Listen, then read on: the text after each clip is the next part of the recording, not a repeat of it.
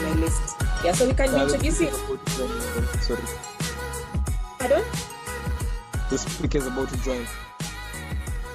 That's okay, it's okay. So we can be introducing ourselves as everyone is settling down, if that's okay with everyone. I'm going to chill the speaker to join. Whichever is fine. It's just that I don't think I want to keep people for so long. Yeah. Yes, I think like we should start with the introduction. Then, because we are quite a number of people. By the time she'll probably join us halfway through the introduction.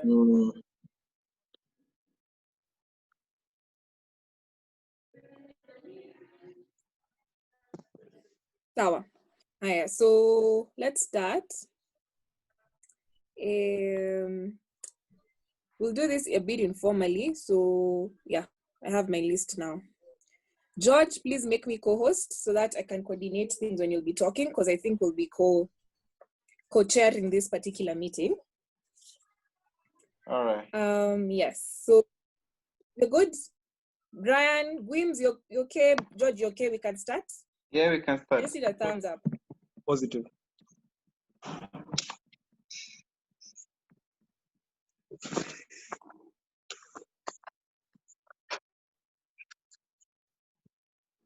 Guys.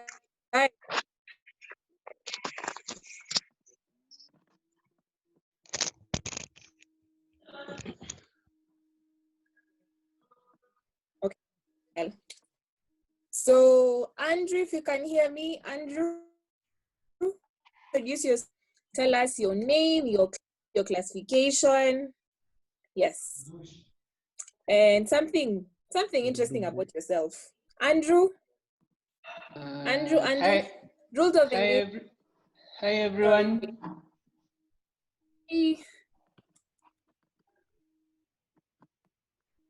Hi, everyone. Hi, we can hear you. Sorry, I just wanted everyone to mic. Yes, my name is Andra Gina, and I'm joining you people as a guest. Karibu sana. Something interesting about yourself?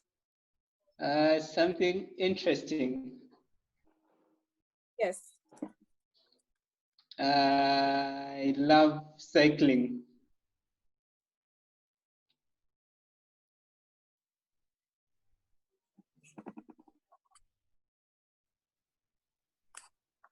Hello? Yes, I'm saying something interesting about myself is that I like cycling a lot. Okay. Your classification? And I'm just joining as a guest.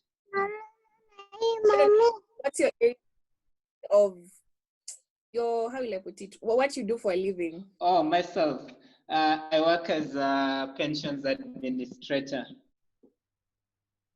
with an organization called Zamara Actuaries. Karibu sana. Thank Karibu. you. Cynthia Chemutai, if you can hear me, please introduce yourself. So I can see she's not on the screen. Okay. So we'll go to Cynthia Chemu. So her mic is on. Okay. So as Cynthia is coming, let's go to Mugwimi. Brian Mugwimi. Please introduce yourself. Yeah, so I'm Brian Mugwimi, UON, but currently under quarantine. Surveying. Yeah, that's about it. Is there anything else I'm missing? Something interesting about yourself. Oh, I love board games. I love mind games. I love brain tests. Okay. Yeah. Okay. Yeah. Cynthia Chemutai, please introduce yourself. What protocol are we following, Kwanza? I see Your my name, your classification, and something interesting about yourself. Let's make this as quick as possible. Well, my name is Cynthia Chemutai. Classification is legal. Something interesting about myself. Wow. Kai, hapo tricky. Am I interesting at all? Ati? You have a YouTube page. Oh yeah, I have a YouTube channel. If you're not subscribed, wacha ndawekea link hapa kwa chat box. You all go subscribe. Okay. For those guys who haven't muted their mics, kindly mute your mic so that we can not have disturbance. George, please make me co-host so that I can mute people's mics. So the next person should be Daisy Ndiema. If you can hear us, please introduce yourself. Daisy. Hello. My name is Daisy from Rakmenigai. Yeah. Karibu sana. Thank you. Person Christine, if you can hear us, please introduce yourself. Oh. Hi everyone. My name is Christina Pimo, joining in as a guest, but I've been following conversations on the platform, so I'm looking forward to more and more meetings like this. Thanks to George, who reminded me actually there's a meeting today. I am a project assistant at Philips, just next to where you guys meet at the hotel, somewhere there, I don't know, I can't remember the name, Hadassah, yeah, within the health tech space. Something interesting about me is that I do boxing, so yeah. Thank you. Okay. I think we might have lost you, but thank you. Christine Karibu Sana. Next person, Davis Ombasa. Please unmute yourself and introduce yourself. Madam President, Rotaractors, guests, and Rotarians, I think, in the house. And my name is Davis Ombasa, classification engineering, telecommunication to be specific, and I'm looking forward to an amazing evening. Something interesting about me is I love cooking. Mr. Fully Stop. that's quite new. Hi, Galaxy A30. Please unmute yourself and introduce yourself. Galaxy A30. That's fine. So the next person should be Wyron. Wyron, if you can hear me, please unmute your mic and introduce yourself. Wyron, can you? Yes. Yeah, good. Okay. Rotaractors, Rotarians, guests, and Madam President, good evening. My name is Wyron Kenywa, classification engineering. Something interesting about me is I enjoy Korean dramas. Have I left anything out? Okay. I won't even, I'd want to pursue, but today I'll rephrase. You can hear me, your mic and introduce yourself.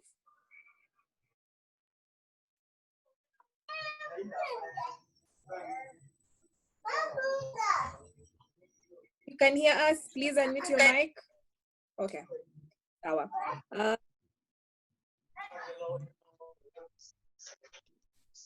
Lamek, we seem to have lost him.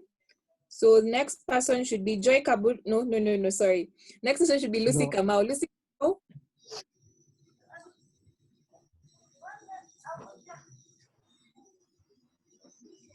Lucy, I can see you. Please unmute your mic and introduce yourself.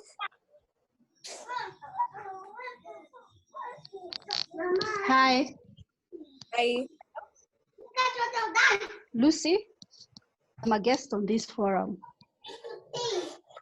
Hello.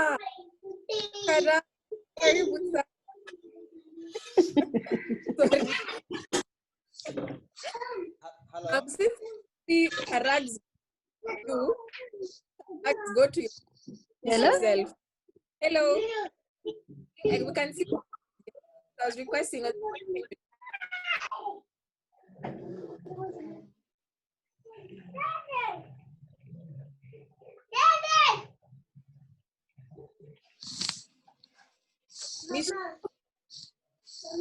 Hiya. Michelle. Please introduce yourself.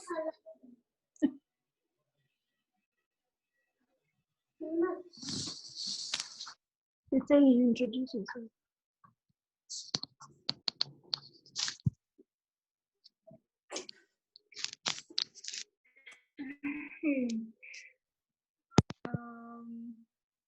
What's the protocol? Sorry. Your name, your classification, and something interesting. Name, classification. Something interesting.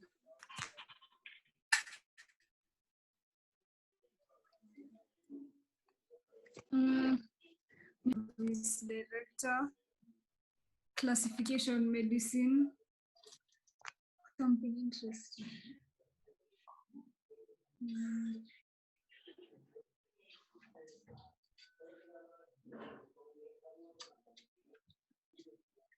Michelle, time is ticking. Please. I like swimming in the dark. That's okay. Next one, Mimo. Please be fast. Mimo.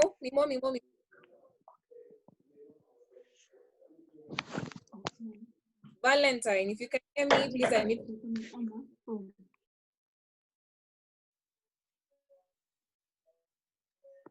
Valentine. Okay.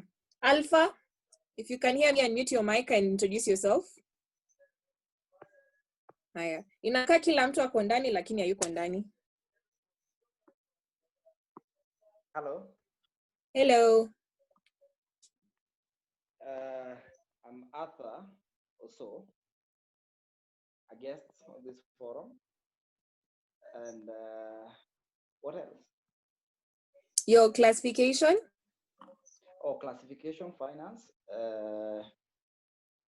Another thing? Something interesting about yourself. I'm always a very humble bottler. Karibu sana to our midst. Morioki, if you can hear me, please unmute your mic and introduce yourself. So, friends and family of Rotary, my name is Morioki Kevin Iga from Rotaract Club of Ruiru. My classification is I'm a student at Kenyatta University pursuing my medicine.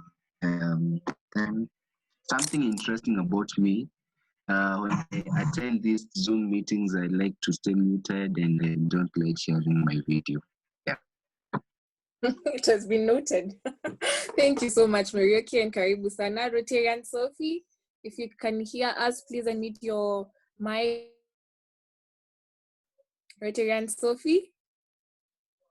Gwims, if you can help me. Okay. I think we can have that introduction by Dai. So I think the only person Sorry, Madam President. Sorry, Madam President.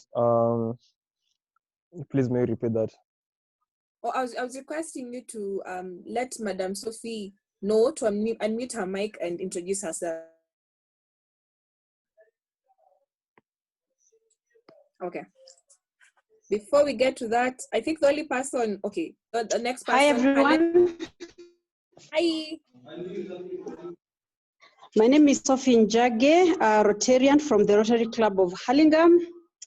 My classification is Human Resource Services, although I hold many other classifications, but for today, the services, and happy to be visiting. Karibu sana, and thank you so much for honoring us with your presence.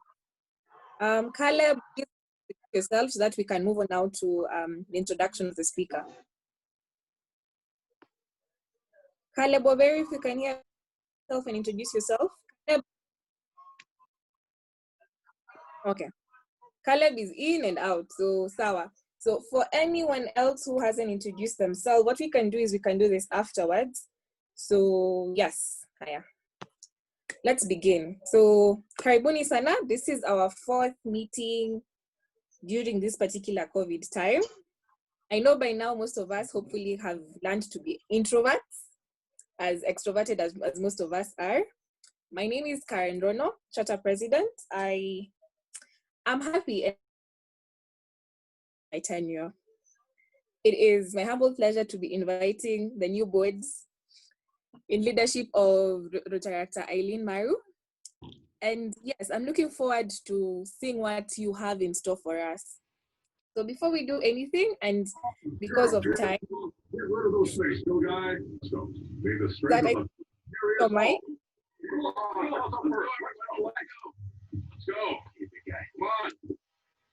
There.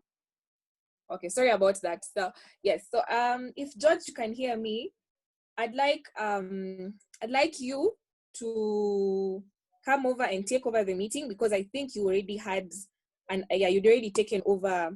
Yes, you already had an idea of how you wanted to run this meeting. So if George, you can hear me, please unmute your mic.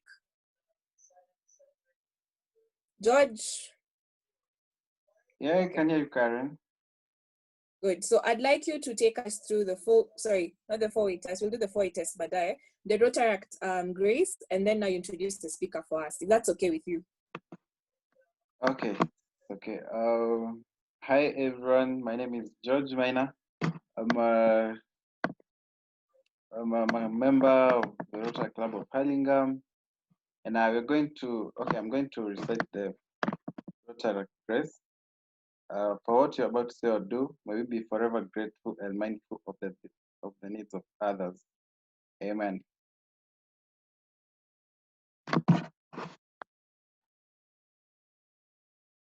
Karen. So please introduce the person who's supposed to introduce the speaker, or introduce the speaker. Then yeah, from there we can just go on. We don't really need the formality as much. So please take over. Just run with it, and then in case of anything, I'll be here for support. Okay, so I'll let Gwims take over. He has our speaker's bio. He's going to introduce the speaker. And then yeah, Gwims, over to you.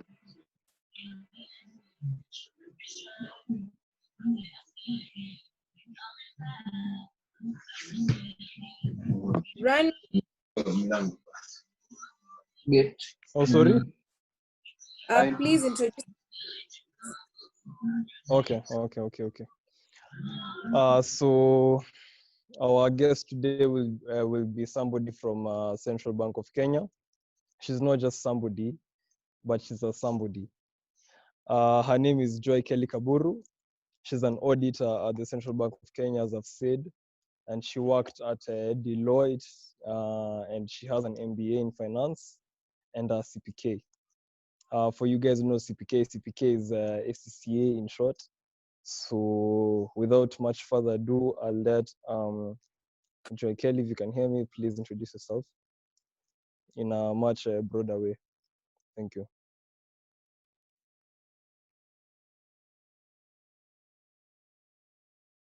Good evening, everyone. Good evening. Good evening. Hi, everyone. As Brian has said, my name is Joy Kaburu, working at the Central Bank of Kenya as an internal auditor. And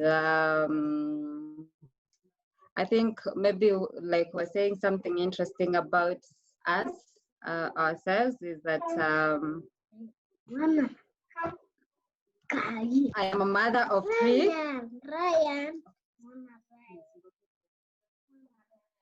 Sorry about that. Sorry, that's my son.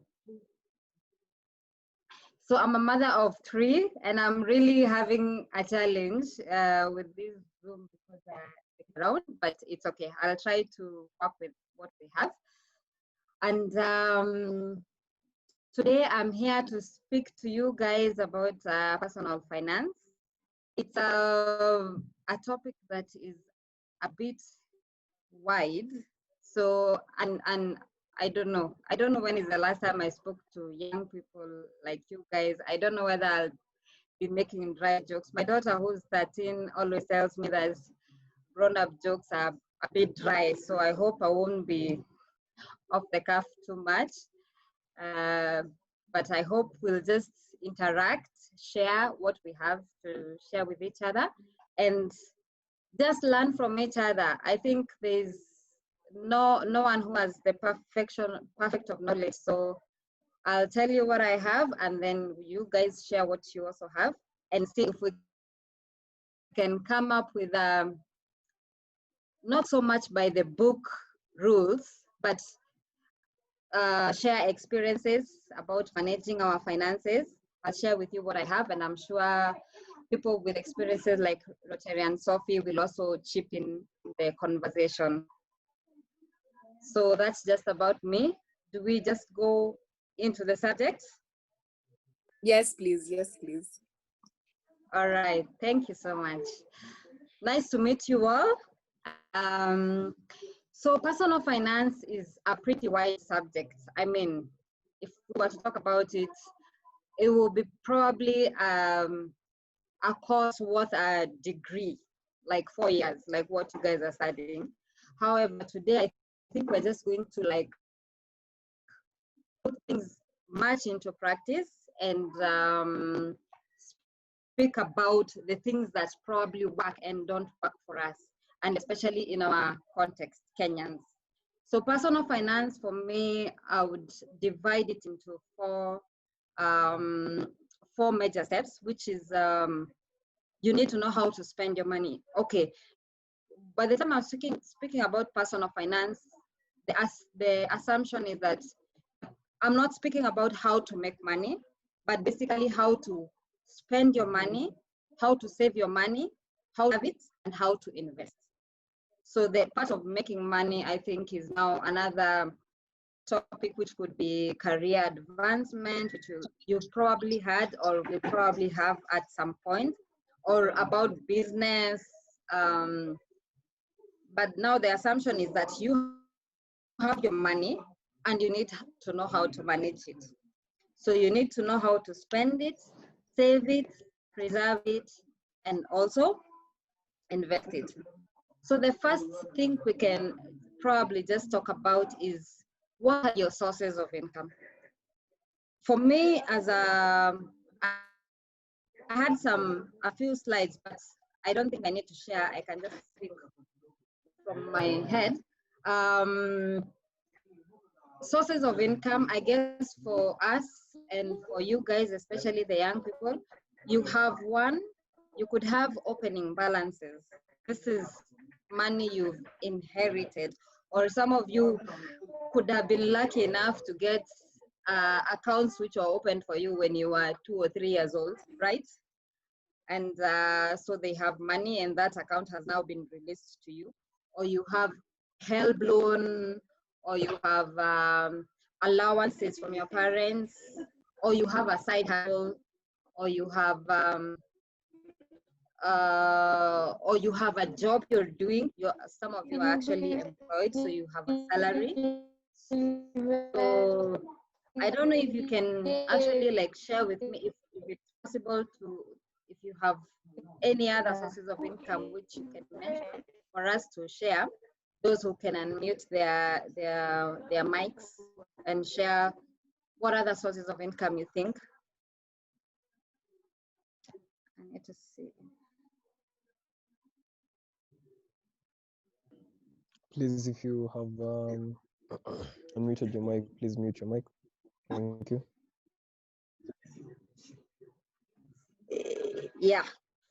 Or it's better I speak through, and then after we finish, you can probably chip in, or we chip in as we go on, which is the best way, right? Madam President. I think it would be better if we just do the presentation, then we can have like a Q&A session because of the interruptions, and I think the delayed internet. So let's just flow, and then we can do the Q&A and interactive session after this. Thanks, Karen. So as I was mentioning, you have those sources of income. Most of those sources of income are not easy to come by. I mean, like for example, if you have to move your parents for an allowance, most of the cash that you have is hard earned. So it would not make sense for you to just spend the money. For you to just spend the money and waste it So it's better to just know how to take care of your money so that at least you're preserving your cash. So the first thing is you learn your expenses. You have to know what expenses do you have and how to manage them. There are different types of expenses. You have periodic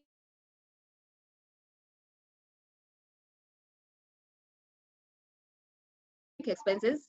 This is, you might have a monthly expense, daily every month, and you're having fuel expenses, and there are those daily expenses. You need to pay for your food, you need to pay for your commute to work or to school. Then another classification of expenses, some are mandatory, the others are discretionary. Mandatory expenses are those you must have, like you must have your food catered for, you must have your rent catered for. So those are mandatory expenses. The discretionary expenses is like going out for dinner, for ice cream, and for and maybe buying a newer model of a phone rather than the one you have, or you know, the luxury, basically, the things that you don't have to have, but you have. If you have, it's a good thing to have. Then the other classification of expenses is capital versus recurrent. The capital expenditures are those that cost a lot of money, take a while to buy. Like, for example, if you want to buy a vehicle, sometimes even the mobile phones can be a capital expenditure. Maybe you want to get a phone that's really expensive, that will take you out, that will need you to save up quite a bit of money for you to spend that amount of money. Or if you want to buy, I've said a car, a house, phone sometimes, or gadgets like a computer, laptop, and everything. So you have to know those categories of expenses before you start spending. Once you've categorized your expenses, I think the most prudent thing is to come up with a budget. Budgeting is very critical in personal finance, because number one, you don't want to forget, especially for the recurrent expenses. You don't want to spend your money once your income comes in, especially if it's monthly, and then you are running towards the end of the month and you realize insurance, I didn't pay tokens, I didn't pay. That's why budgeting sometimes is very important, because you need to keep track of your expenses so that you don't forget the critical expenses that you have. The other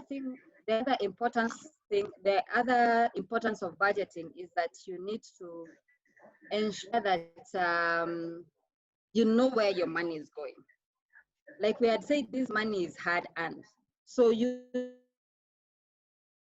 need to know, what am I spending my money on? And if you come up with a budget, then you will know where am I putting in my money? Where am I putting in most of my money in? And then you can analyze and see, I think my money is going to add an expenditure to give me that satisfaction of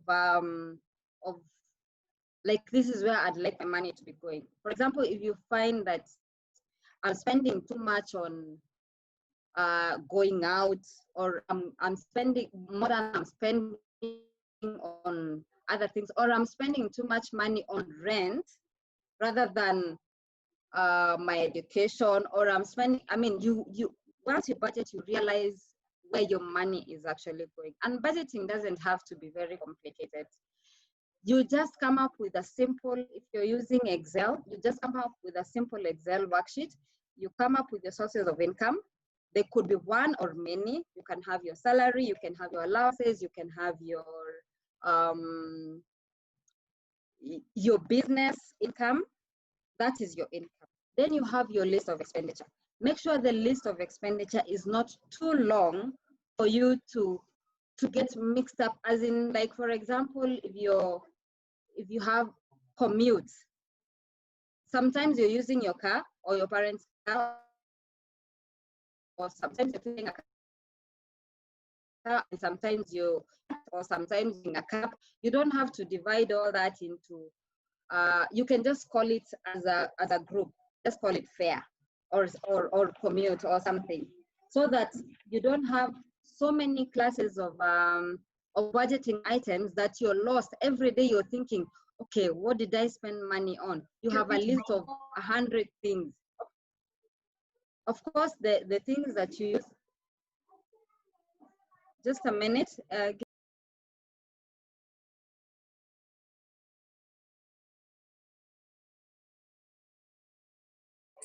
Before she resumes, if you have just joined us in, Karibu Sana, please introduce yourself in the chat section so that we can know which club you're representing, and Karibu Sana. Joy, you can continue. Thank you.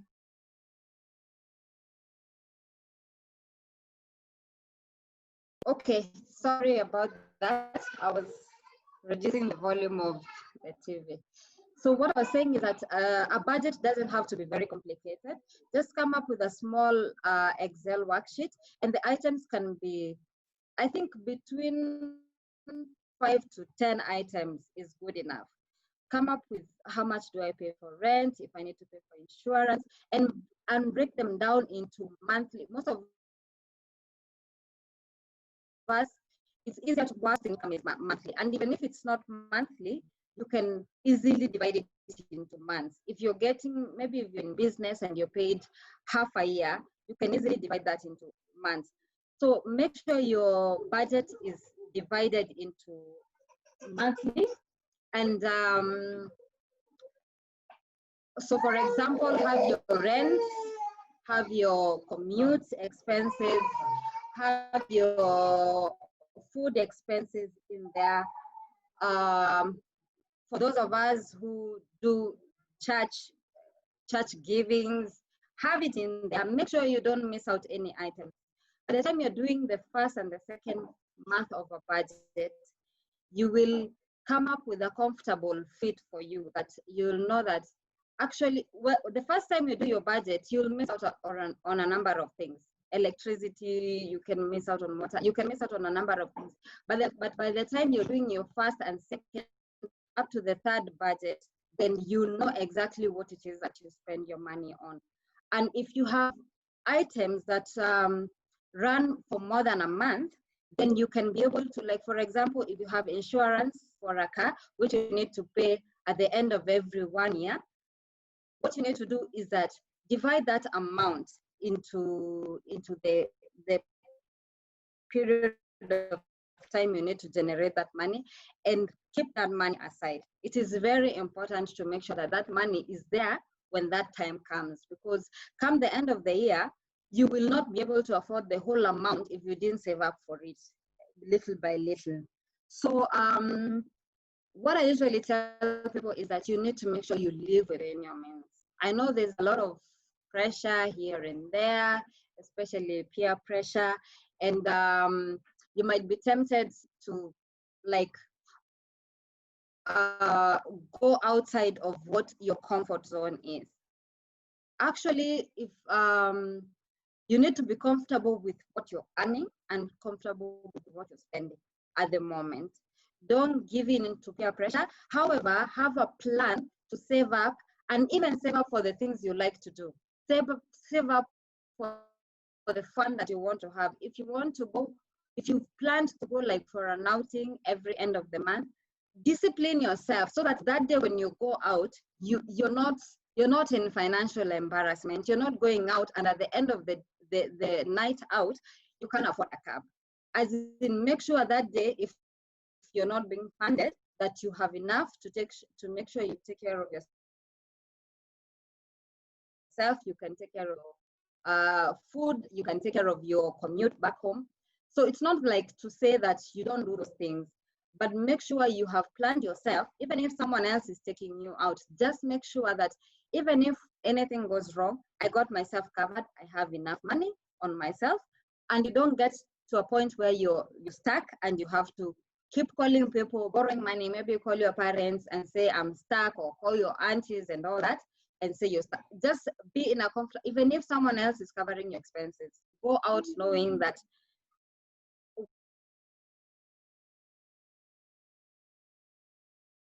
So once you come up with a simple budget and you've done the budgeting for about 1 or 2 months, then you will see, and of course, savings is a must to include in the budget. And by the time you're getting to the 3rd month, ensure you have accommodated at least 30% of your gross income for savings. Yeah, that's the rule. 30% of your gross income should go into saving. Whether the income is allowances, even for us in campus who are still in school, even that help, a little bit of it should be saved. So ensure that your budget accommodates 30% of savings. And why are we saving? We're saving for a number of reasons. We're saving for a number of reasons. Some things, okay, of course, you know, life is dynamic. Right now, we are dealing with Corona. A lot of people didn't expect this was going to happen. A lot of businesses are laying off people. A lot of businesses are slowing down their operations. A lot of employees have lost their jobs. Even, I mean, if your parents were in that situation and they were giving you money, they'll probably tell you like, right now we can't give you as much. So one of the reasons why we save up money is because to accommodate those unforeseen moments. Of course, we are all very optimistic that everything will happen, and if we have a certain stream of income, then we get comfortable. But we don't know what's going to happen tomorrow. No one ever anticipated Corona. So one of the reasons we save is because of the dynamics. The other reason we need to save is because of to save up for the future. I know, like, saving for the future, saving for retirement. Retirement doesn't have to happen at 60. Retirement can actually happen at 30 or at 40 or at whatever age you want. You need to realize that you need to be at how long are you still going to be strong enough to continue generating the income that you're generating. When you're young, you have the strength, you have the stamina to continue generating income, but it doesn't hurt. The little that you save, even if you save 5,000 now, that's why there are all those pension plans. One day in the future, it will come to help you because later on in life, you might not have the energy that you have right now to work for your money. The other reason why we save is we save up to buy assets. I mean, you're probably saving up to later on own a car, later on own a house, have a house, get into a mortgage plan and all that. Another reason why you need to save is for an emergency. You now might be fine, but you need to be able to handle any emergency that comes away. If you're given a call, even to save up your friend, if someone calls you and says, hey, I'm stuck up, I'm in hospital, or someone calls you and says, I need a bailout, I'm being auctioned or something, or even you're married. So you need to save up also for an emergency. The other big reason why people really need to save is to save up for a business. If anyone is in employment right now, or you're in school and you really need to get into a business one of these days, you need capital. Capital right now, it has become a bit difficult to get capital from outside. Outside meaning getting loans, especially from a bank. Everywhere you go, if you want a bank loan for a business, they want collateral. They've made their measures, their requirements for the loan very stringent. So it's not as easy as during the time when we were leaving campus. It was much easier than this day. During the time we were leaving campus, if you just have a job and you have a payslip, you get a loan direct. Right now, after, I don't know, many of you must have read about the interest cap that happened. And there was that, the interest was capped at a certain percentage. Since that time, the banks have become very stringent in who they give loans, because you know about the risk return trade-off. The higher the risk, the higher the return. So if you're gonna give people loans at a lower rate, then it better be a safe loan. And a safe loan is that you have collateral. Maybe you have to give in your house as collateral, or your car, or a piece of land, such things.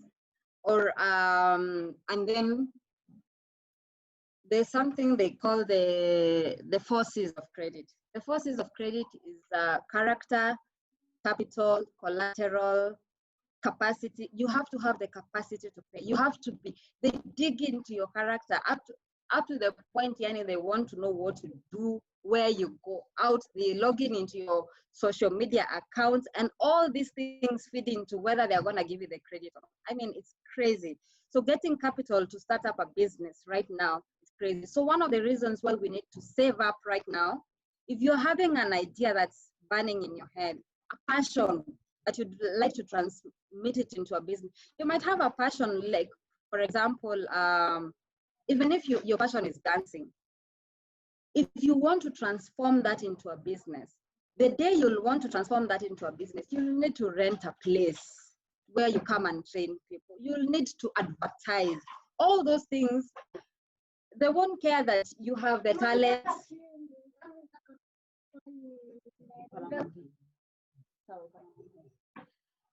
You will not, sorry about that. You'll not have, they won't care you are the best dancer. You have to start up somewhere with some capital. And if your parents don't have that support for you, you'll have to get it from your savings. So those are the reasons why you save what you have right now, whether it's coming from help, whether it's coming from allowances, whether it's coming from your salary, you need to save up. So a number of places, how do you save? I mean, okay, of course you've incorporated the savings into your budget. So where do you save? Traditionally, people used to keep money in their houses, what is called mattress banking. Basically, you just keep money in your house, but that's the most risky and the most unwise way of saving. Like keeping money in the house. No. The other option is to keep money in the bank.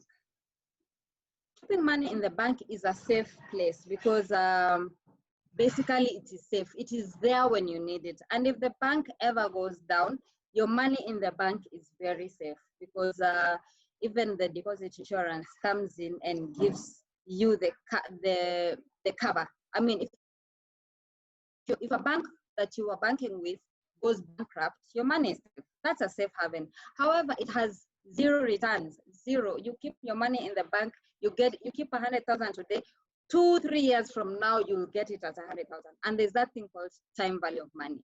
So money in the bank should only be to a certain extent, to the extent of what you're spending. However, the 30%, like we said, your salary, the 30% that you're gonna save, you don't keep it in the bank account. Because keeping it in a bank account the money will erode. Time will pass and the money will be worth less. The money is worth less tomorrow than today. I'm sure you all know that. So keeping it in a bank account, which is not giving you any, is not worth it. So there are many options of savings. My best and the first option I would recommend to especially young people is saving in a SACCO. I'm sure you've all heard about SACCOs. SACCOs are easy and a nice way of starting to save up small.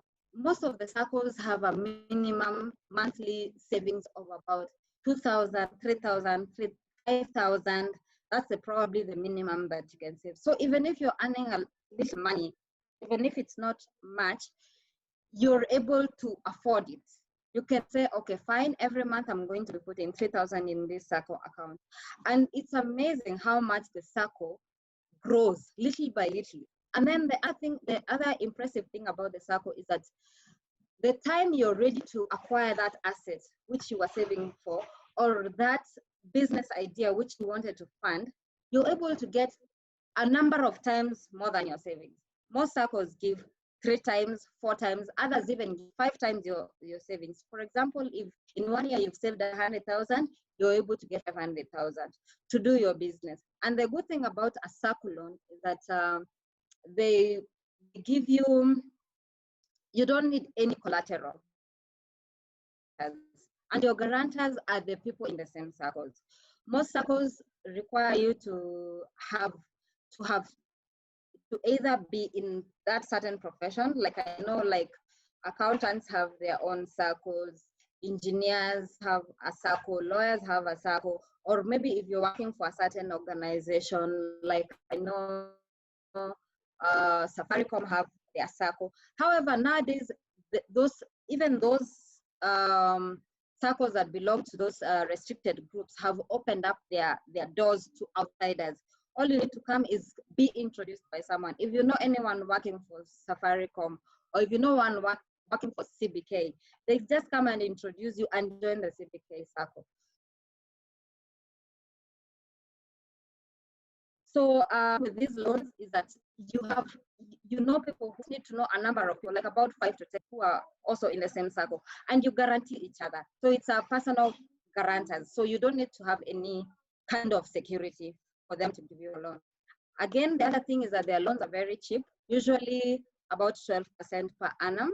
No bank in Kenya will give you, even when the rate was capped, it used to be around 14, 15%. Right now that the rate has been opened up, we don't know what could happen. The banks haven't gone crazy, but before the rate was capped, we had banks giving loans at 20 to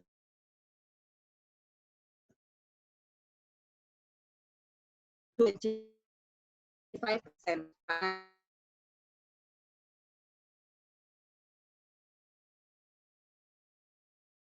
25% per annum, which is really high interest that you're paying on the annum. So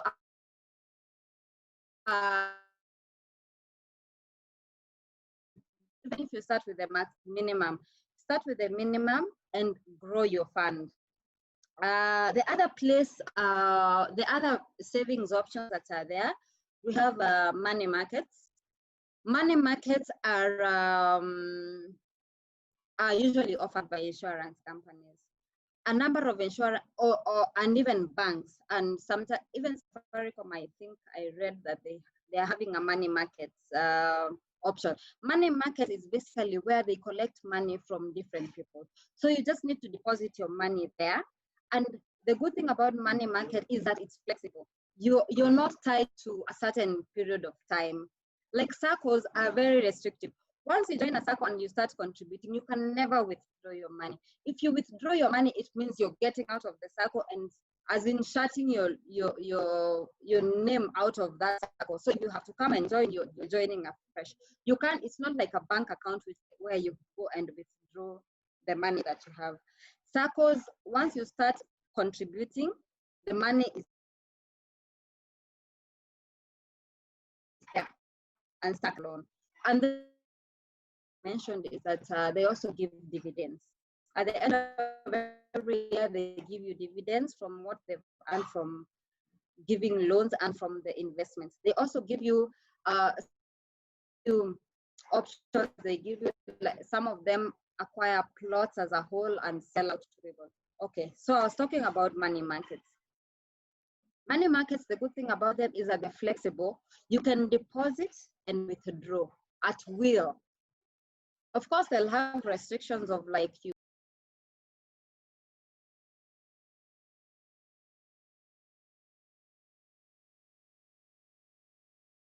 Hello. Joy, can you hear?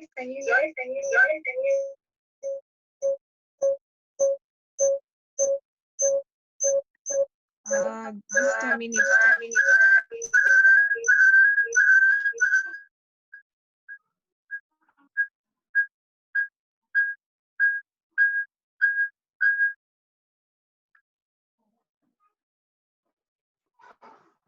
Hello.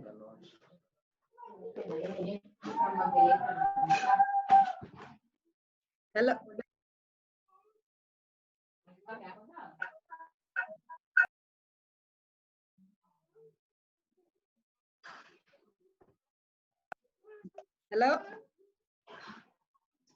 Hello, you can proceed. Sorry about that.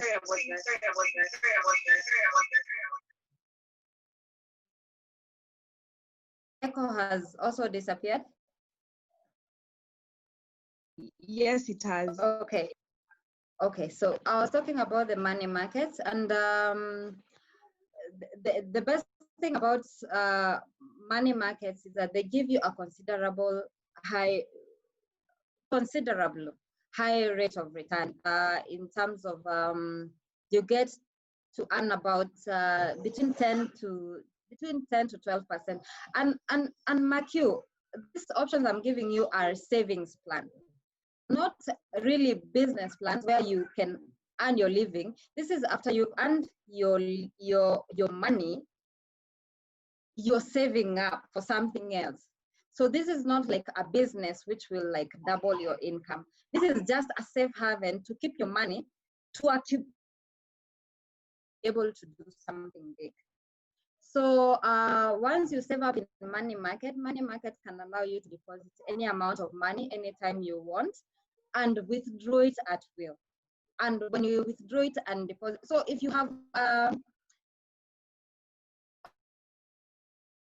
windfall, you just put it in there, it earns you the interest, and then when the time comes you have for you to use it, then you can always withdraw it and take it to whatever project you want to. Like for example, if you want to acquire an asset, you might not have the full amount to acquire that asset. If you want to buy a car, I'm not saying that you save up until you get to probably you want to buy a car for 500,000. You don't have to save up until you get that 500,000. If you can be able to access a bank loan, it's okay. And you can have enough money to put in some deposits, and then the rest of the money you use a bank loan. Even a home, most people can't acquire a home cash. You can, for example, 10 million to acquire a house.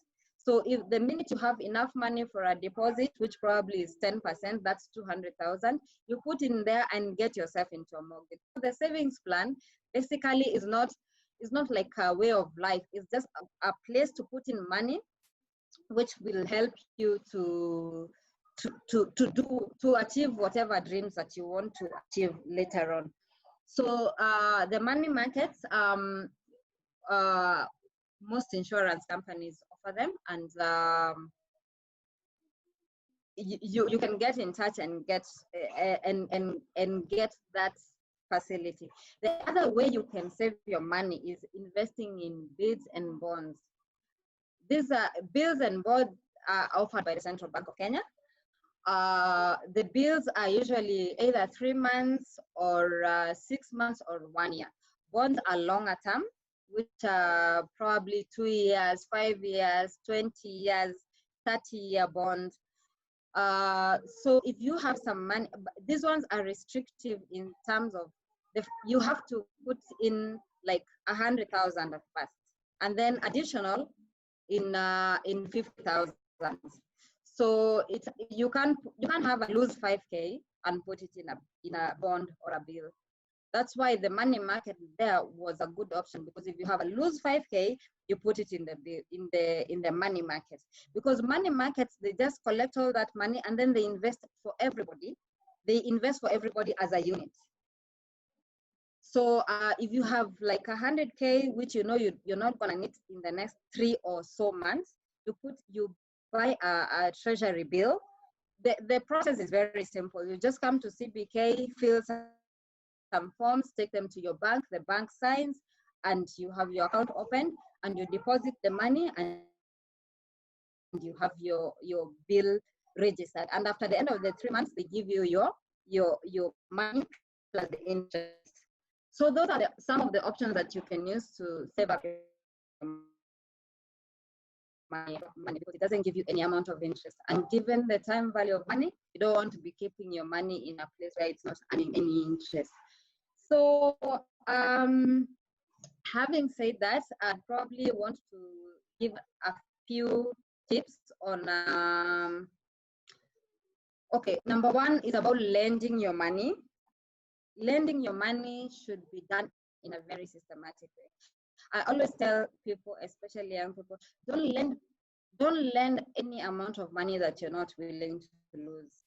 Because I'm telling you, anyone coming, okay, not anyone, most of the people coming to you and asking you to lend them money, especially nowadays when things are so tough, they don't have the intention to repay you back.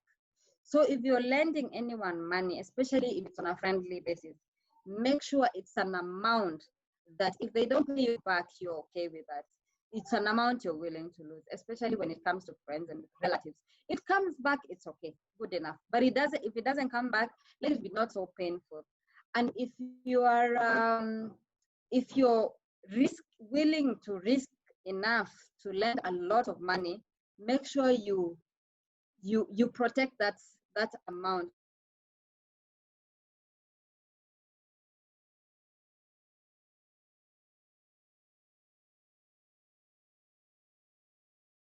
As in, you make it like a business transaction. If someone is asking for a lot of money, for example, sign an agreement. If possible, let them give you post-dated checks, and if possible, let them even give you something to hold on to, even if it's a title. Because if you're gonna lend a lot of money, then you have to make sure that you have put in measures that can safeguard that amount, and make sure it's not free. It has to be at an interest. The risk you're taking to this might as well be worth it. Then the other thing I wanted to say is that please avoid the mobile loans. These M-Shwaris, M-Copper, especially if it is for consumptions. Those loans are very expensive. They charge you about, if someone is charging you 10% per month, you know how much that is per year? That's 120% per year. That's insane. I mean, no financial institution would ever do that. So it might seem like little because you're going to probably borrow great fund, but if you translate that into cumulatively, that loan is very expensive. So if you can be able to avoid financial rodents, they just steal a little from you, but in totality, that's a lot of money. So if you can avoid the insurance, the fulazers, unless it's either an emergency or either you're borrowing that money to put it in a business transaction that you know that the return is gonna give you much more than you have paid the service provider who's giving you the loan. Then the other thing I wanted to just mention, Juju, if you're able to access a credit card, one thing I usually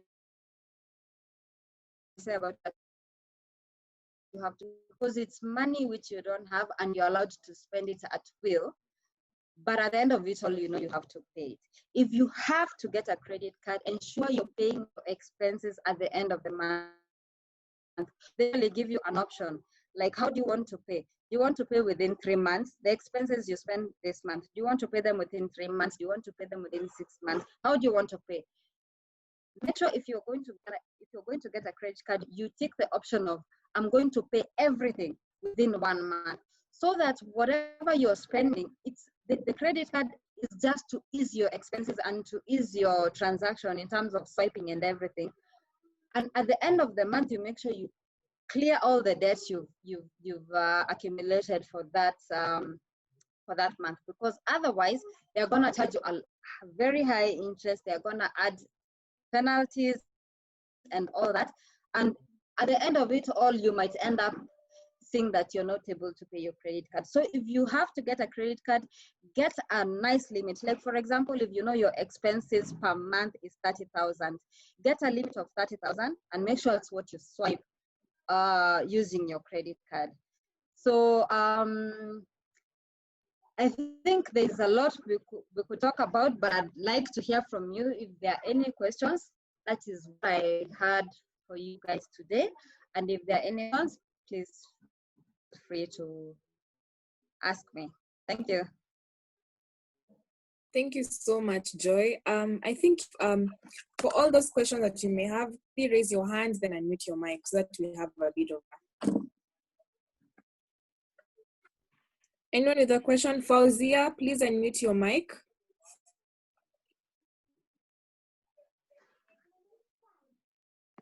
Hello.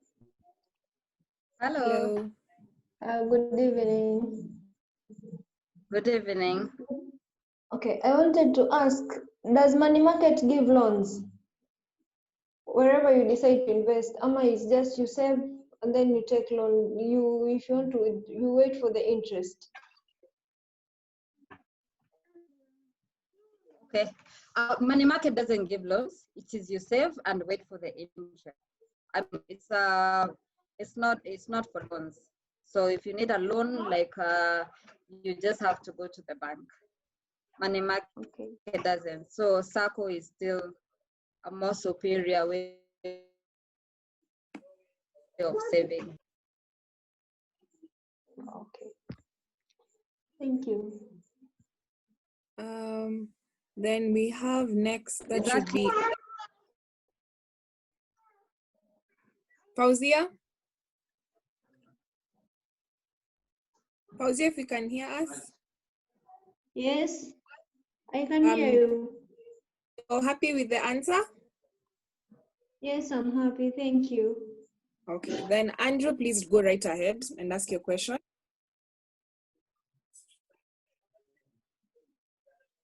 Andrew, please unmute your mic.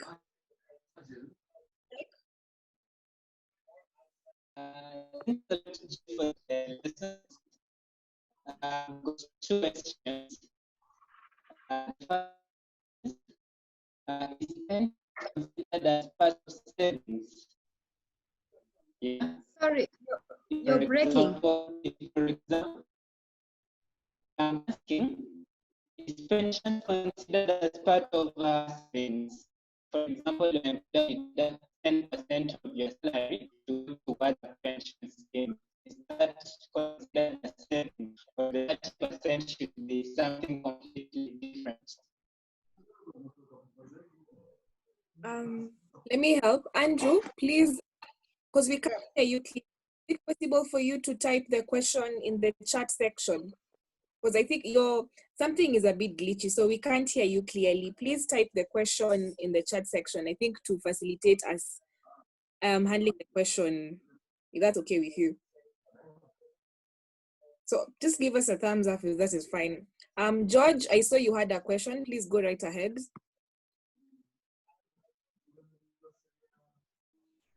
George.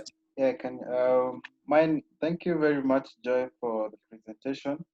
Mine was, I wanted you to maybe I didn't get well that bit of money market, and something I think sounded interesting to me. Maybe you can guzia juju.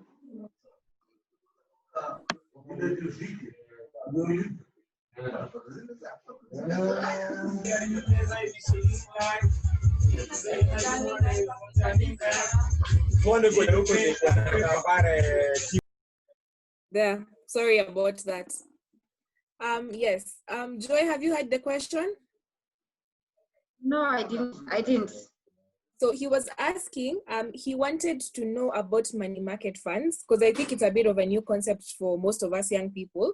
Then the idea, because what I know, and I think I'm part of two money market funds, it's a low risk investment where you just get to put like 300 shillings, which you are not using. And it has a very small interest rate, but you can easily access it at any point.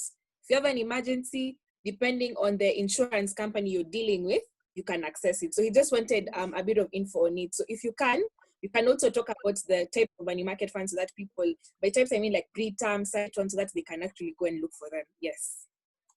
Please go ahead. Okay. Yeah, like I said, most insurance companies I know offer the money market option. And like you said, Karen, is that any loose cash that you have, if you talk to any now, CIC, Britam, and all those, the Liberty, I mean, they'll just give you a form to fill, and then you'll open an account. They'll give you an account number. Then you will just start saving whatever little you have. I mean, anytime.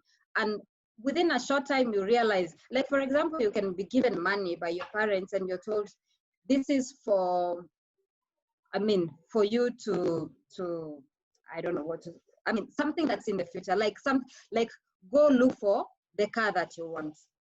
For example, I'm just giving a wild example, and they've given you like 500,000, and you're searching and you're going to Mombasa. In the meantime, when you're going to Mombasa to look for a car and everything, and the transaction might take about a month. When you have that money in the bank, it's not earning you any interest. And again, it's available for you to just spend it. So you just put it aside. You know it's meant for this work. So you just put it aside, get in some interest on it. And by the time that the day of the transaction comes, you just withdraw. Most of them, you just need to write them an email and say, I need to withdraw this money, and they'll connect the withdrawal to your bank account. So you write them an email, they withdraw the money into your bank account, and voila, in 3 days you have your money. So it's not even any difficult. Any insurance company has this option. So and actually, I think it's every week. I don't know whether it's every Wednesday they publish the interest rate that is being given by whatever insurance company. So you can check out some newspapers and see which company's rate is appealing. But it's usually almost the same. If the difference is just point something, it probably would be 11% or 10.9% or 10.8. I mean, and it varies, and it's safe. Of course, the insurance company, by the way, don't be confused, the insurance company has many more, so many more products, so to speak, which are not as good. That's why I didn't speak about them. They have also another product called the equity fund. The equity fund is a risky one. Is a volatile one. It has on the paper, it has a higher interest, but it's more risk. You could actually lose your money because invest in things like shares, and shares plunge like they have during the corona period, then they'll probably tell you that your share, which was, if you bought a share at 10 shillings, now it's 5 shillings. So you've lost your money. If at 10 shillings, if you used 100,000 to buy those shares and they were at 10 shillings that time, that means you got about 10 shares. So now that they are 5 shillings, you see you're left with like 50,000. You've lost 50% of your investment.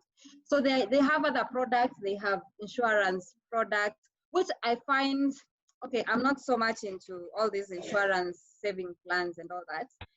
So that's why I just talked about the money market, which I know it's a mode of saving. It's not a mode of trying to get money and trying to play the numbers. If you want to invest in the capital market, it's also good, but you have to learn the art and you have to know when to get in, when to walk out. That's another whole art. So for money market is just like a savings account with a little bit of interest. Yeah. So we'll go straight to Christine. Christine, please unmute your and ask your question. Hi, Joy. I think you've covered a bit of what I wanted to ask, but my question was not really a question, but I just wanted to get your insights on insurance policies. Having in mind, so say you're doing for 12 years, the sum assured is 5 million. So having in mind from 12 years from now, the value of 5 million would have dropped. So what's your insights on getting policies, insurance policies, especially the long-term ones? All right. Thanks, Christine, for your question. Okay. As to answer questions about insurance policy, this would be very personal. And if anyone is selling insurance, okay,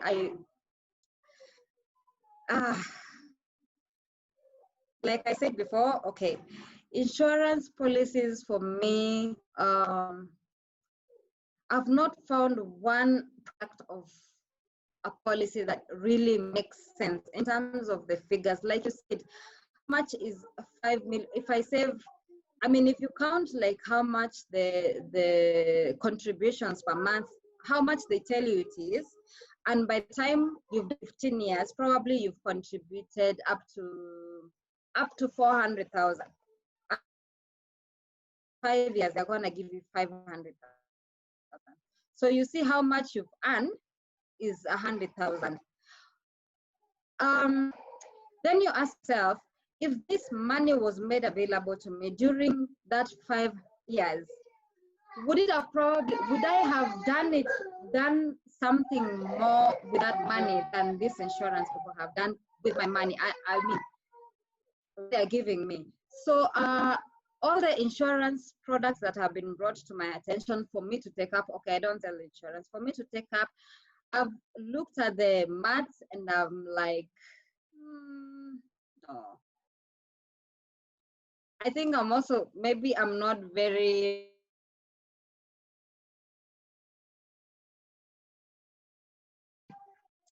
long term. I'll be able to access money when I get an opportunity. Like now you might just get a deal, for example, that requires you to put in money and make money out of it. And then you imagine some money is stuck up in the insurance company. And then the other thing with insurance products is that if you withdraw your lapses, the amount of money you lose is too much.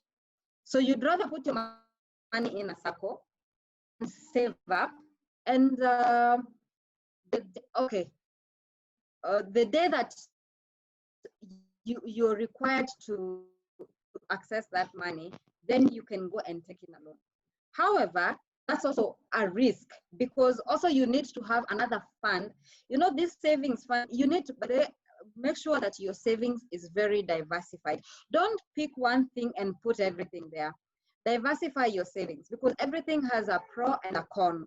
Even those insurance things, like for example, if you're taking a life insurance, you don't know what could happen, especially like if you have kids, you don't know what could happen in 1 or 2 years. You might find out even like within 1 or 2 years, then they are paying you a big lump. If something happens to you, like if you get an accident or you're immobilized or you die, then your kids get more of the value. So you have to, don't put all your eggs in one basket.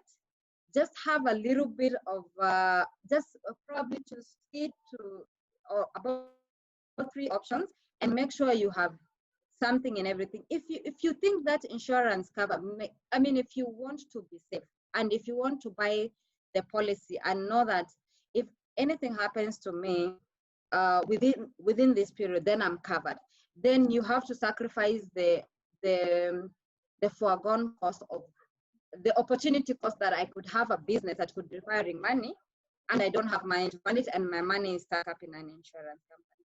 Another thing is that for the insurance products, you have to keep paying your premiums. You miss out on the premiums, you're not covered anymore. Or you miss out on the premiums, then something happens, your product lapses, and probably when you're going to say, okay, fine, I can't be able to contribute anymore, and you had contributed for 1 year and you had contributed 100,000. They calculate for you and they tell you the only money we can give you right now, if you're canceling your product right now, is 30,000. Then you feel so demoralized. So for me, if you need to take a cover, take one that you know you can be able to sustain it, and that you're comfortable waiting for that long, for that amount of money. Yeah.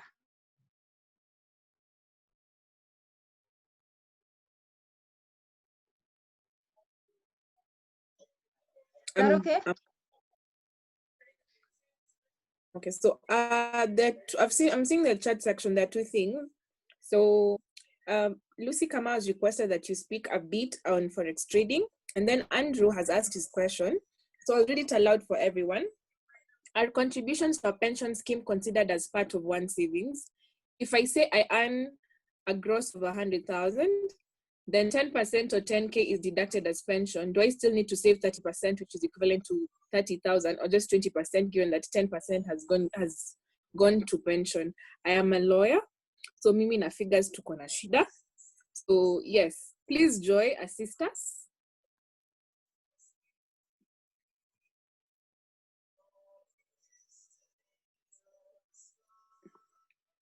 Joy. Okay. Okay. As I'm not sure what has happened, whether Joy has exited by mistake. George, please confirm for me. As we confirm that, for those who joined late, please introduce yourself in the chat section.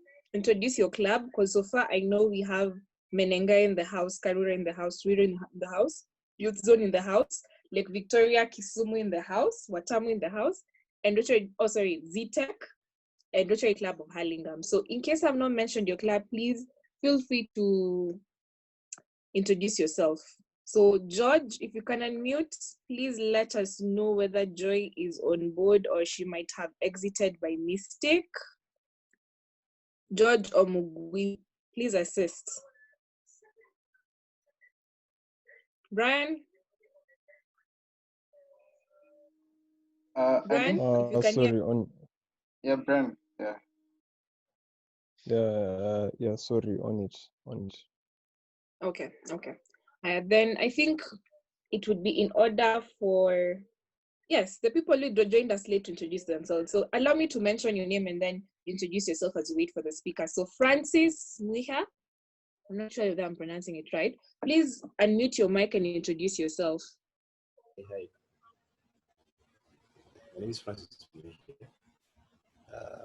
Already being inducted in Karura. Yes. And I'm happy following up on the maneno ya pesa, sio mbaya. Personally love the CIC money market and ukulima. They do me good. Thank you. Karibu sana. Nimeona Terry akikimbia kujiintroduce kwa chat, lakini tunataka kusikia voice yako. So please unmute your mic and introduce yourself. Terry, if you can hear us, everyone. Please. Yeah, hello. You can hear me? Yes. Yeah, you can hear me? Very well. Yeah, okay. My name is Tirin Jeringoge. I'm from the Rotary Club of Karura. And thank you for this amazing presentation. I'm still learning a lot. Thank you. Karibu sana. Fauzia Anyande, please unmute your mic, introduce yourself. Fauzia, if you can hear me, unmute your mic. Okay. In and out. Murunga Muliro, if you can hear me, please unmute your mic, introduce yourself. Hello, everyone. Murunga. Hi. I'm Murunga Edgar Muliro. I'm from Rotary Club of Lake Victoria, Kisumu, Kenya. Currently, I'm a teacher. I'm the principal of Kabokiek Adventist High School in Kericho County. And I've really loved the discussion. I think I came in a bit late, but at least I've gotten something. Thank you. So, when I saw Kabokiek, I was just about to say you in Akatu Jina Kikale, but thank you for filling for us the dots. Next should be CRK, Charles. Please introduce yourself. Unmute your mic if you can hear me and introduce yourself. Good evening, ladies and gentlemen. Hello. Hello, good evening. We can hear you loud and clear. Yes. Well, I'm glad to join you once again. And this is the second time visiting your club. First time was in person. Now it is virtually through Zoom, and I'm learning some stuff here, which is very interesting. So yeah, so let's keep going.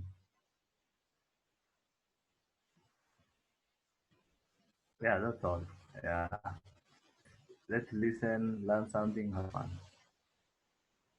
Okay, so I've just seen Joy has joined us. So allow me to just let the last person introduce themselves, and that should be Rachel. So if Rachel, you can hear me, please unmute your mic, introduce yourself.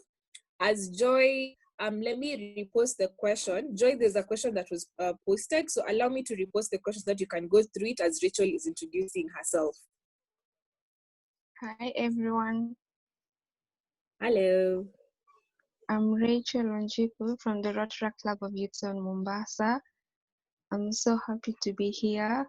At least I've gotten to learn a few things which I had no idea about. Thank you. Karibu sana. Is there anyone? Joy, are you ready? Are you ready? Yes, I am. I'm back.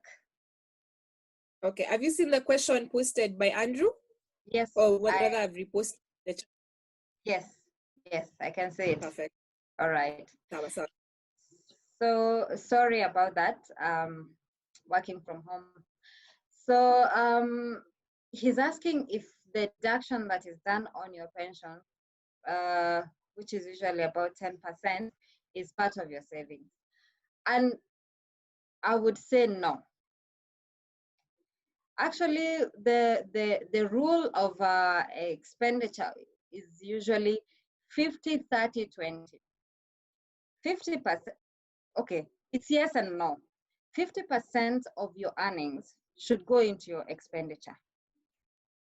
And make sure that what we're talking about, the earnings you're talking about is after you've removed all your statutory expenses, you've taxed and everything, so it's less tax. So it's net of tax.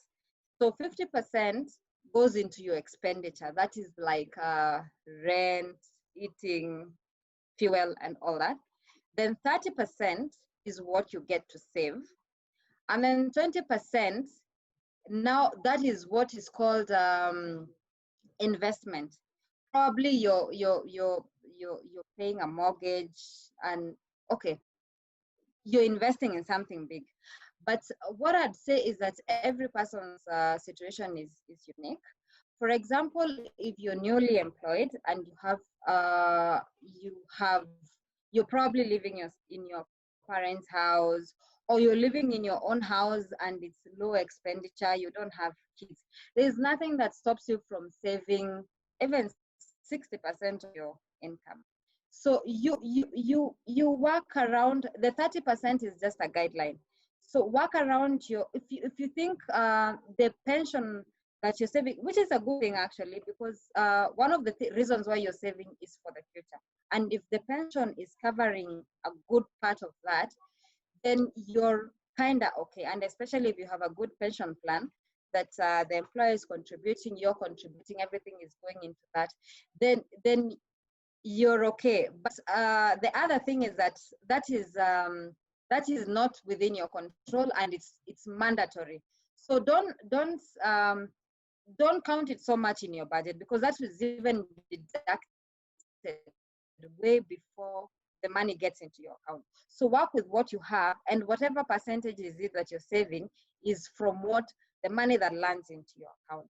So yeah, it's a good thing to have a pension plan, but don't take it so much as part of the 30% that you're actually supposed to save from the money you're getting.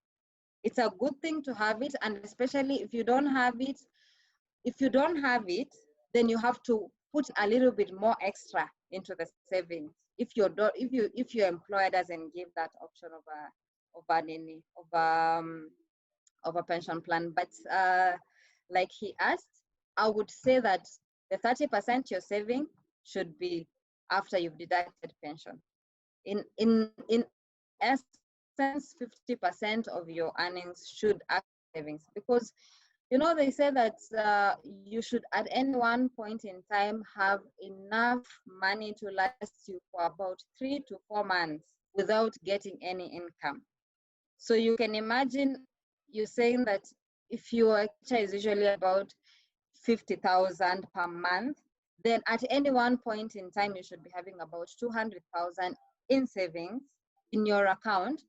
After you've done all your expenditure, after you've bought all your assets, that money should just be there, as in just in case anything happens. So especially in earlier years, if someone sorry, I had put off my video, sorry.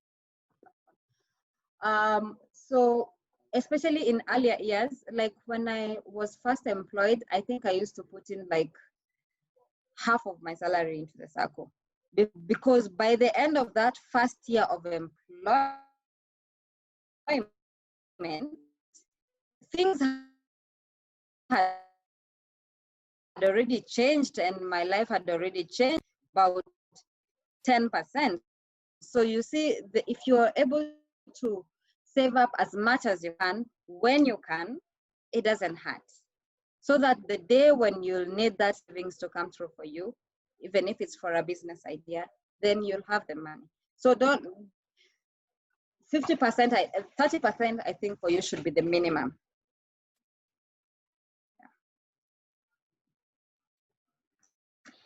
Yep, is that answered? So I think so I'm seeing that it's almost some people's bedtime.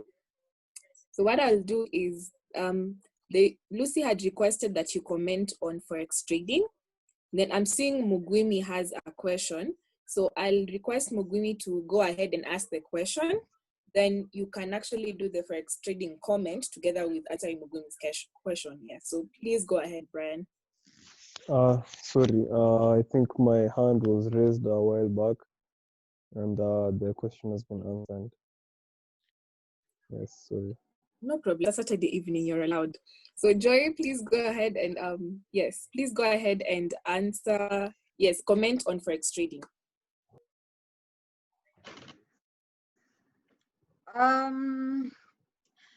Forex trading. Okay, I know. Okay, there's a forex trading part that I've had, which was a fun game, but I think I won't comment on that one because I think that was some people saying they're trading on forex and it's an app and you earn money. I think something like that. But however, the true forex trading is I think you need to know the business. This is what I said. This is now like a business, an art that you need to learn exactly when to buy, because forex is basically trading in money, and you have to know when to buy when the money is cheap and to sell. It's like any other business, and to sell when the money is expensive. So you have to be in the business, especially if you work in a bank or you have done banking as a career, or you have that passion. It's possible to make money in forex trading, just like it's possible to make money selling clothes. It's kind of a business.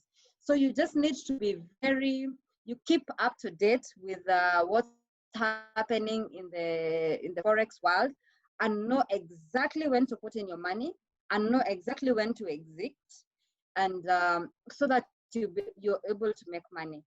Of course, it's sometimes you gain, sometimes you lose, but you should always make sure that your average is an average gain, which requires a lot of knowledge, a lot of keeping up with the trades, a lot of keeping up with news. So it's not something that you can do offline. You can let the business run. You have to be there present. You have to keep up with the and it's something that I know people have made money in. And of course, just like any other business, it has its own risks.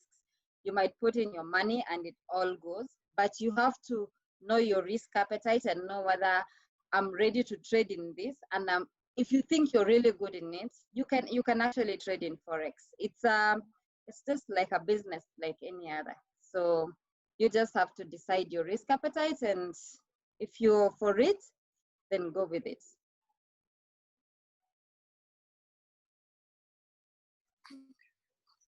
Thank you so much, Joy, for the insights you've given us. I'd like to request Davis Ombasa to offer the vote of thanks. If maybe this last call, is there any other question? I know there's so many, and I'm happy that this Pandora has been opened.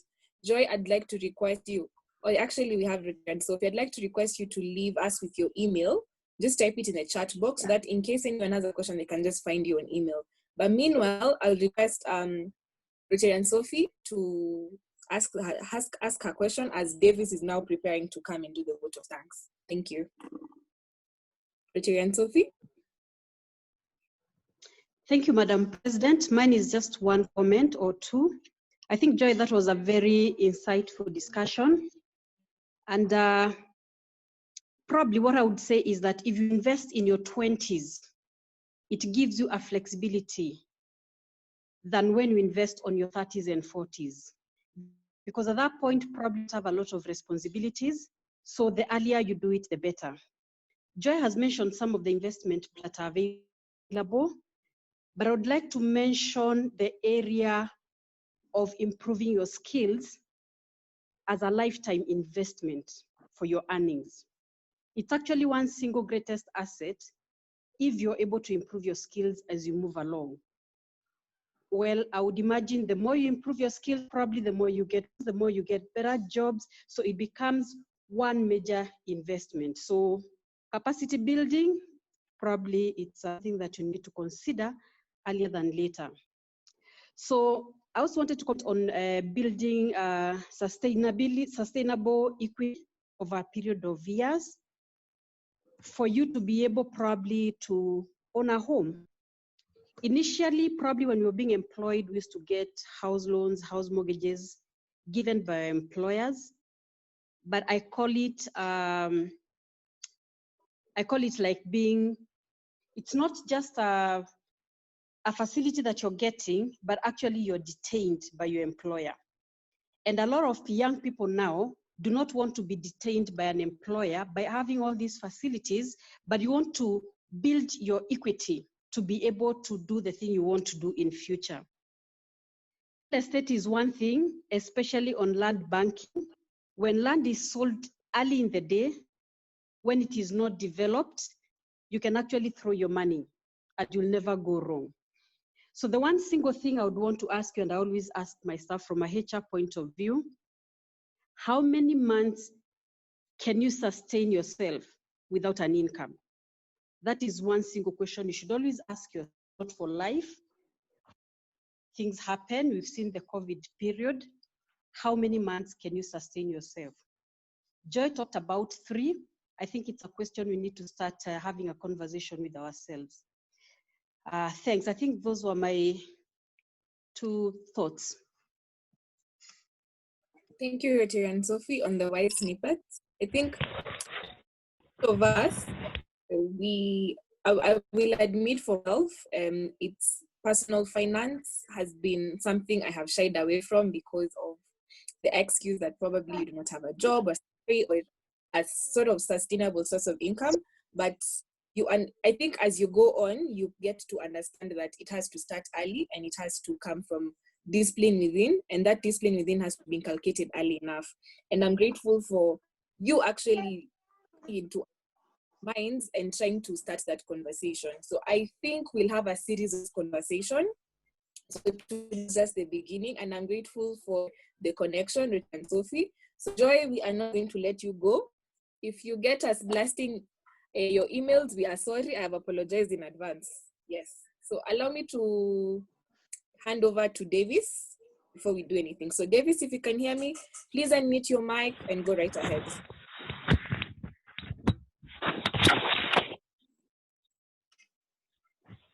Thank you, Madam President, for the opportunity to give a vote of thanks.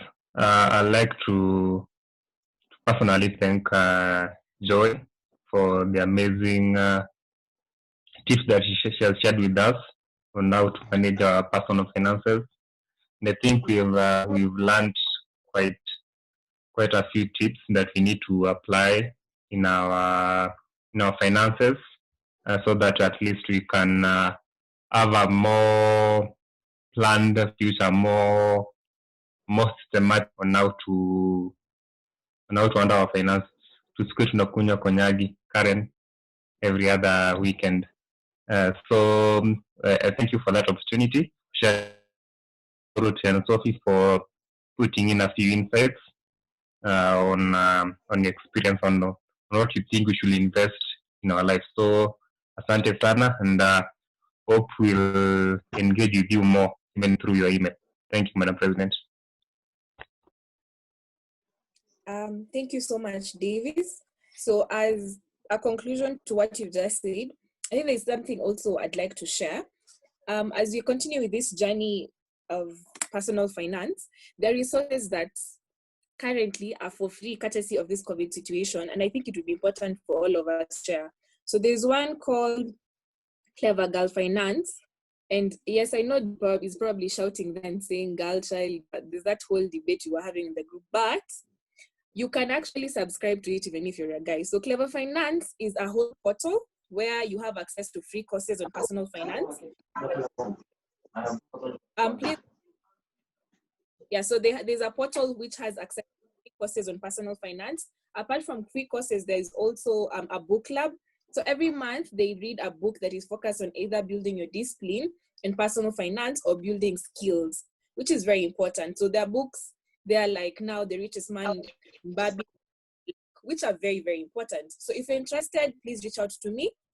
And then about the money market funds, it's 2 people, either from Britam and Site. So if you're interested, please let me know. I'll leave my number. Then further, I'm the president, so I've noticed that there are a lot of guests, so I will request you to have an offline conversation with me. So I'll leave my number there. Please app me. I am a nocturnal mammal, so I'm probably sleeping at 5, so I'll be reading your messages throughout. But yeah, I'm so grateful for the fact that we've had this conversation. I have noticed that as reluctant as we bring it on, it's something that we really needed. So that as we start on this other side of life post-COVID, knowledge and this to us. So Joy, thank you so much. Make and promise you'll be blasting your emails very soon. About the kids and the like, hiyo ni maisha for now. I think hata mimi nimekula chakula. I've done everything as we're doing this meeting, and you all have to find ways of now sustaining. So please do not apologize for that. So as we conclude, it's a Hurlingham tradition that we do the 4-way test at the end. So I will request George, please unmute your mic and lead us in the 4-way test so that we can do now the recognition of clubs. Thank you. Okay. On behalf of our guests, 4-way test, it's the things, it's like the rules we live by and the things we follow in Rotary and Rotaract world. So I'll just recite it. Of the things we think say or do, is it the truth? Is it fair to all concerned? Will it build goodwill and better friendships? Will it be beneficial to all concerned? Thank you. Thank you, George. If there is, I'd like to do a last call. Is there any other announcement that needs to be made before we adjourn the meeting formally so that we can go to the informal bits? Is there any announcement that needs to be made by anyone? Please let me know. Okay. So for the Rotary Club of Hurlingham members, we are having a pre-induction probably on 6th of June. We'll communicate in the group. Then we might have an induction on 20th of June, but we'll communicate in the group. For other members who are not part of Rotary Club of Hurlingham, we have our WhatsApp group for engagement, just to share memes, to share laughter, just to keep up with each other. So in case you're interested in joining our group, whether or not you're part of Rotary, the family of Rotary Club of Hurlingham, just WhatsApp me or WhatsApp any other member of the club, and they will be more than able to connect you to one of the administrators. So with that, I think I'd like to do the formal ending of this meeting so that you can all scream and get chaotic, if that's okay with everyone. Yeah, so I can see from the chat box there's no one raising their hand. Sour.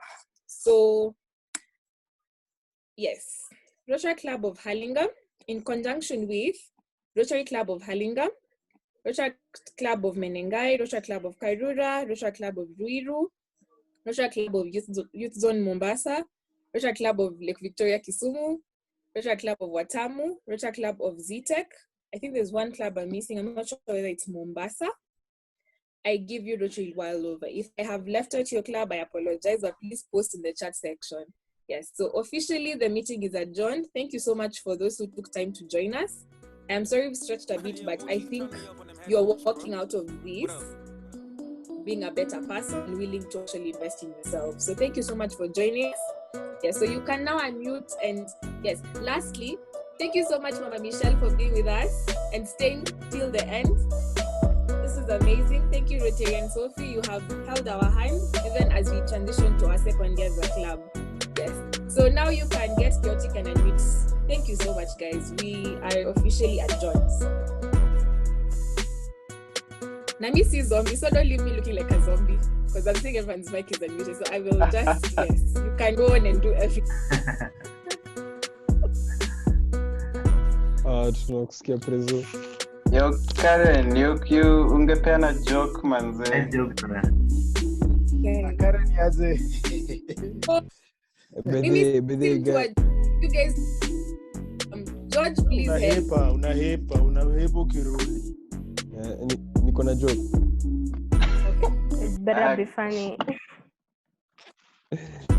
Aya. Alafu kama ni joke iko nini? Haya ngoja. Tafuta hiyo joke yako. Kaanza kucheka hivyo hiyo iko nje. Iko offside hiyo. Manze. Tabubra hiyo joke yako utatimsi. Kama ime nini utatimsi tabungo. Ebu. What do you call a cow with no legs? Let's go. Manze rice, kitu rice. What do you call a cow with no legs? A grounded beef. Jojo umegoogle unajua kila kitu mse. Hiyo mse anakunga mse na mabansa na konga nini? Lord of jokes. No, guys, me I have a joke in relation to the topic of today's. I have a dark joke. Sema Jiji. Yeah, so mnacheki part yenye Joy alikuwa na hepa anatoka meeting anarudi. Yeah, she's a banker. She was losing interest.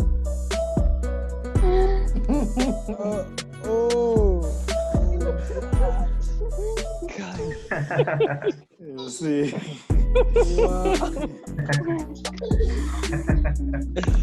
Say hapa toka hivi vitu. Wait, lakini simba. We're still recording, eh? Tuko recording bado. Dean, Charles, Andrew, hebu muongee. Hata kama ni space, hawa ni wanaongea inoni. Don't siwache kurecord.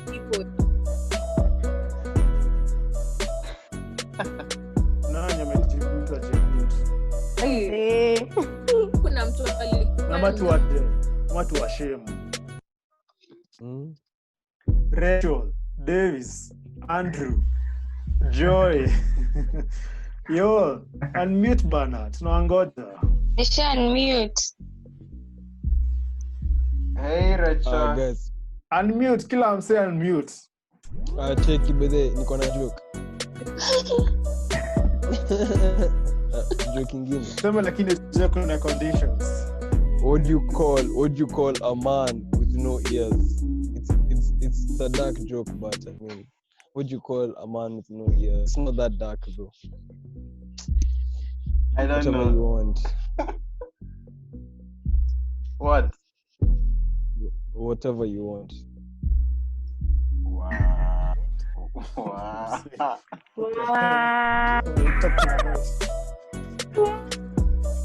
Okay. Niko na joke. Oh my god.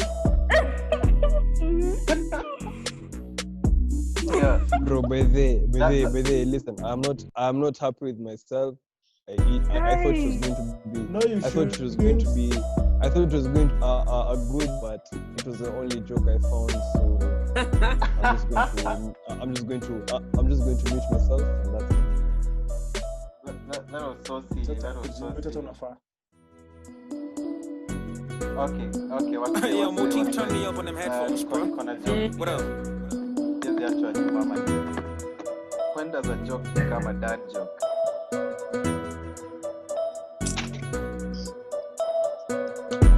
When it's said by your father. No. When it becomes a parent. Haha.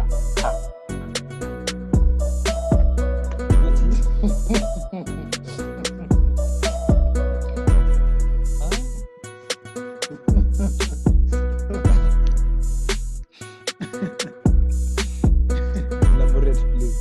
There's only